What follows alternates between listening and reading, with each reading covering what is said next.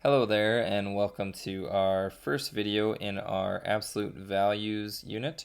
So the first lesson here is just going to be kind of an introduction to absolute values and kind of how they operate. So it says for a real number a, so a is just any number, positive, negative, decimal, fraction, just anything. The absolute value is written as, and then we have these two vertical lines around a. So they're not ever curly, they're not ever square brackets or something like that. They're just two straight vertical lines. So if you took the absolute value of a, all that does is it takes a and it makes it a positive number. So whether it was already positive or if it's negative, it's going to come out positive afterwards. So a different way you could kind of think about that is it's just the distance from 0 on a number line. So regardless if you hop positively to that number, you just count the distance that you moved, or if you would hop negatively to that number, you still count the distance. So you're always just going to get out something positive. So this right here is just another way to kind of represent the absolute value of a. It's a little bit kind of confusing, I would say. So for this first line, it says the absolute value of a is equal to a if a is greater than or equal to 0. So if you had some value a that's greater than or equal to 0, like a 5, imagine putting a 5 here. If you took the absolute value of 5, you'll get out a 5. That's just the positive of 5, but 5 was already positive. If you wanted to look at this one here, it says that the absolute value of a is equal to negative a if a is less than 0. So choosing a value for a that's less than 0, we could maybe choose like negative 2. Imagine if I put a negative 2 right here for a. There's a negative already, and then I'd have negative 2. So these two negatives would cancel, and you just get a positive 2. So again, we'd get out the positive. So this is just kind of a complicated way of basically taking the positive of any number that you get. So looking at our first example here, number 1, we just have the absolute value of 8. So take whatever it is, make it positive. It is already positive, so we'll just still get something positive. So we get 8. The next one, number 2, we got the absolute value of negative 11, so just take the positive. Simply, you just get 11. So those are really simple or basic examples of absolute values. We're going to do some that are a little bit tougher, and they're going to involve different operations. So the good thing about absolute values is that they're basically just like brackets, and you just still follow your order of operations using BEDMAS. So absolute value signs function just like brackets. Inside the absolute value sign, you must always perform the operations first.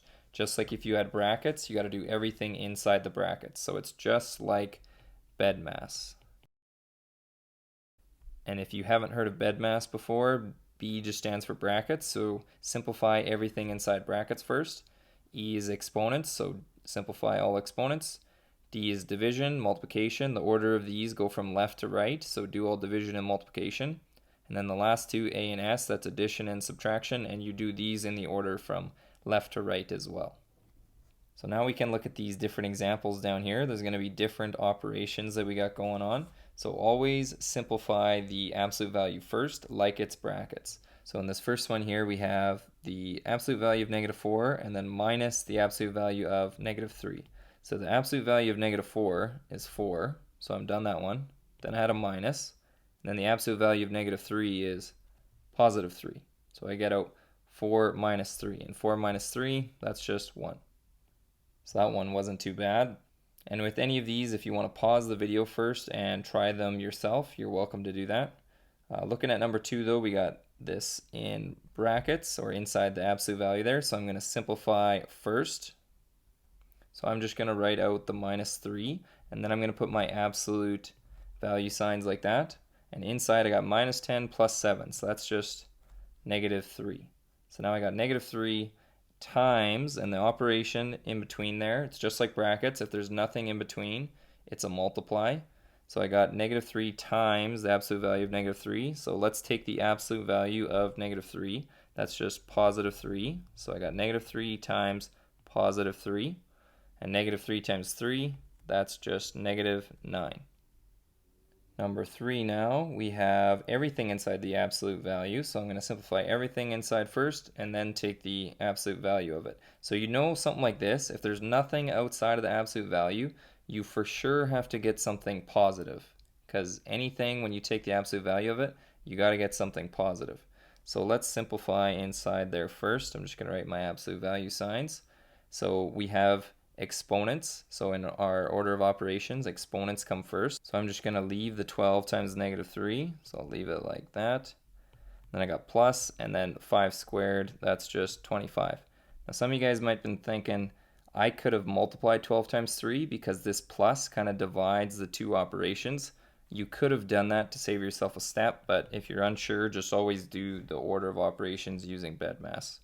So now I got a multiplication right there, so I'm just going to multiply. So 12 times negative 3 is negative 36. And then I had plus 25, and then all of that was in absolute values.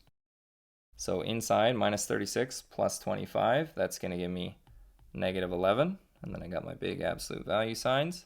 And taking the absolute value of negative 11, that's just going to be positive 11.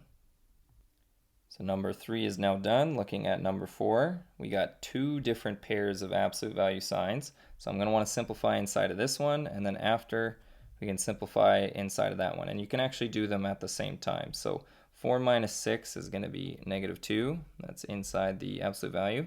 Then we had minus, and then our absolute value sign. We have 5 minus 3 times 7, so that's going to be 21. So we got 5 minus 21. So I'm going to take the absolute value of this. That's going to give me a 2. Then I got minus. 5 minus 21 is going to give me negative 16. And that's an absolute value. So I got 2 minus, and then the absolute value of negative 16 is positive 16. And then 2 minus 16, we're going to get negative 14. So with this one, we actually got something negative. But when we looked at the start, not everything was inside of a absolute value like this one. This one we had stuff inside and then minus and then stuff inside. So if ever this number is bigger than this number, when you subtract them, you would get something negative. So don't think that every single answer you get is somehow always going to be positive. So number 5 now, this is our last one. So we got 3 different absolute value signs. So the first one is 2 times, and then we have the absolute value. We got 5 minus 4 squared. So that's 5 minus, and 4 squared is 16. Then we have minus 4 times, and inside here we got 2 times negative 3. So that is negative 6, and then plus 5. If you wanted to do more than one kind of step in each line, you could do that. Nothing wrong with that. I'm just doing each step kind of one by one. Then we got minus, and then it was 3 minus inside a absolute value. And negative 2 times 6, we could say that's actually positive 12. And I just want to point something out. If sometimes you guys are finding it hard to kind of see what is inside the absolute value, like you don't want to mix it up and think that this negative 4 is between the absolute values. If you want to like shade or underline or highlight or something like that, you could do that.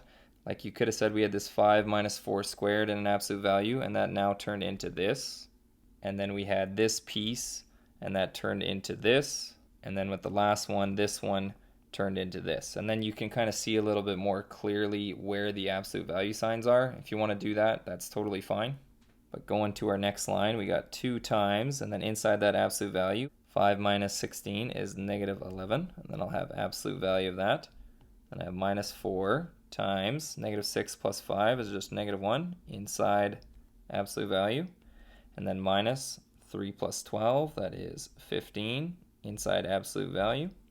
So going to my next line, I got 2 times absolute value of negative 11 is just positive 11. So I'm just going to put positive 11 like that in brackets. And then with the next one, we have minus 4. Absolute value of negative 1 is positive 1. And then we have minus absolute value of 15 is positive 15.